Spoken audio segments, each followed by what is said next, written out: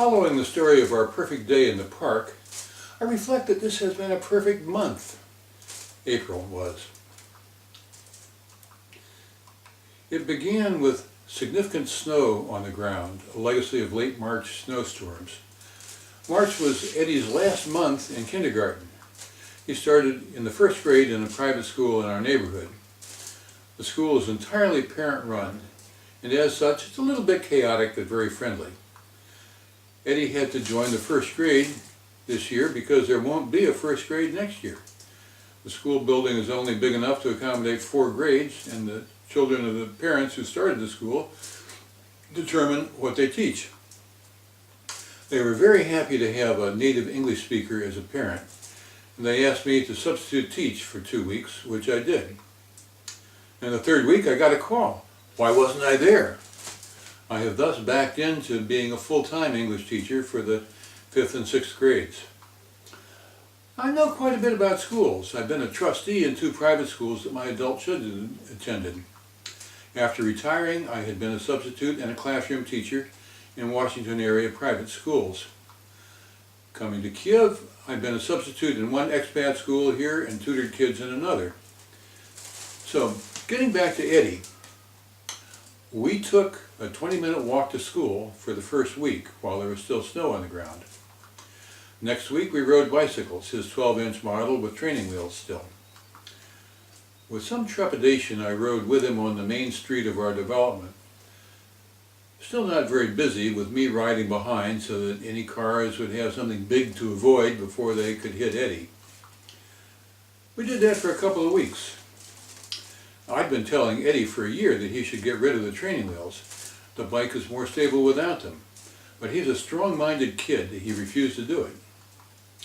However, a week ago, he got an invitation to spend the afternoon with Leluchka, a girl he knows from school.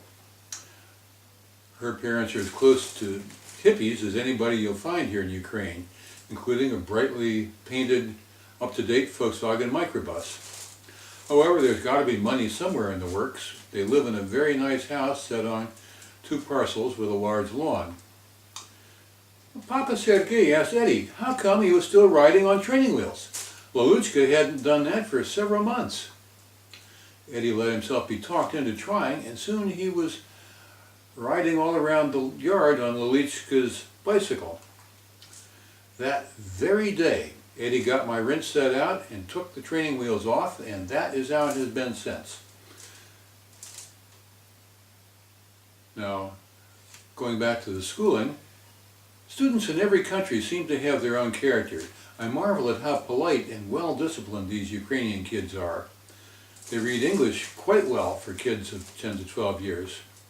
I compare this with my own kids' French at a similar age, and the somewhat older kids to whom I taught French and Spanish in the United States. On the other hand, they're kind of reticent when I ask them to speak, and they don't tend to use the mini dictionary that I provide with the mimeographed, with the copies of the material I hand out. They don't understand all the words that they read, so I have to make a point of stopping to discuss them. My most profound observation is that the little boys are growing up to be boys and little girls growing up to be girls. Nobody is pushing the girls to be businesswomen or anything else. They're genuinely quite attractive, and they do their best to use it to their advantage. They dress nicely, speak politely, giggle and carry on just like girls ought to do. The boys likewise act quite appropriate for their age. They're self-confident and manly. These prepubescent kids have not been exposed to any school training on gender roles, but they exhibit traditional models. They'd be shocked if you read them, Heather has 2 mommies, or any such modern stuff from the West. Now, Ukraine certainly has gay people, but I suspect that they figure it out on their own when they're a good deal older than these kids, and without prompting from educators or anybody else. Thinking back, I recall observing playmates of my now grown children in Washington, D.C., and reflecting to myself that some of them would probably grow up to be something other than heterosexual. The surprising thing about the kids I'm teaching now is how normal they all are. At least in this small school, Ukraine seems to be raising a generation of boys who aspire to be men and girls who aspire to be women. They like each other.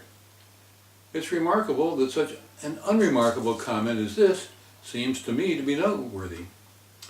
Turning back to my young son Eddie, the girls are quite open in showing that they like him. They're also quite accomplished at the girlish arts of flirting, manipulation, and so on.